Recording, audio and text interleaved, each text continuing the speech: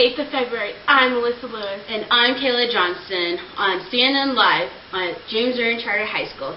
Coming up on this program is the number one question asked in Mrs. Dorsey's history class. Rockefeller Oil, Carnegie Steel, Vanderbilt Railroads, and J.P. Morgan Banking. Are they captains of industry or are they robber barons?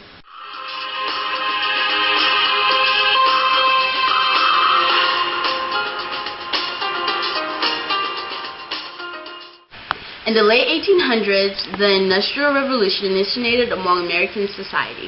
Oil, steel, railroads, and bankings were all businesses that emerged during this time period. John D. Rockefeller, founder of oil, and Andrew Carnegie, who monopolized steel, began having multiple stereotypes. Many believe Rockefeller and Carnegie were robber barons, but some were opposed, believing that they were indeed captains of industry. Even though their industries had poor labor systems and took advantage of the public, it increased employment rates and established new forms of entertainment. Rockefeller associated with being a robber baron, while Carnegie was depicted as a captain of industry. Well, Melissa, based on research, I believe that those men were robber barons. Your assumption is completely false. From my research, they're captains of industry. Well, let's take John D. Rockefeller, for example. He exploited workers and took advantage of the public. His oil industry also let other companies bankrupt. But by causing other companies to go bankrupt, it produced amounts of money to be provided to them. Andrew Carnegie, who monopolized steel, was a philanthropist of his time, giving to libraries, educational funds, and cultural foundations. Well, that might have been one good cause, but what about the poor labor systems? Women and even young children died. They were easily replaced whenever injured. I will have to agree with that, but companies hired those who needed money. Their labor systems may have caused injuries, but different cultural and sexes work together, and these labor systems improve advancements.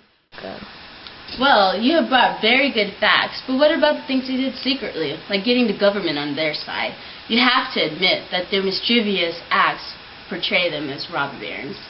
But not all actions were bad. Carnegie began giving away nearly $1 billion. His actions struck different beliefs, but he is one reason why men of the Industrial Revolution are known as captains of industry. Their intentions were to better themselves and their families, although at times it may seem that they were careless about their country. It is a natural habit that affects Americans today. Robber barons and captains of industry are both false assumptions of these two individuals. They are without a doubt captains of robbery. Wake up in the morning feeling like Carnegie. Grab my books, I'm out the door, gonna do history. Before I leave, fill my thoughts with the U.S. past, cause when we finish this song, you're gonna have a blast. I'm talking about Carnegie got the oil, Carnegie got the steel, question mark, my phones. You're asking, are they robber barons? Cause I got one suggestion. Becoming men of industry. Don't stop, get on top, fella boy, that oil up. 1859 is when he first put up the sign.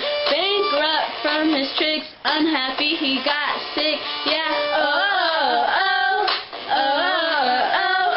snap, get on cue. The richest man was Drew. Nearly $1 million gave to those who had no luck. Judging goes the bling from the industry king. Yeah, ain't got a care in the world, but got plenty of jobs. The money wage is low, which causes the mobs. And now the world's catching up, cause they see what we got. But Feller and Drew got a plot. I'm talking about getting all that cash, building all that stack, funny entertainment, acts. Now they close the government house, Feller shut them down, Carnegie shut them down, They shut them. Don't stop.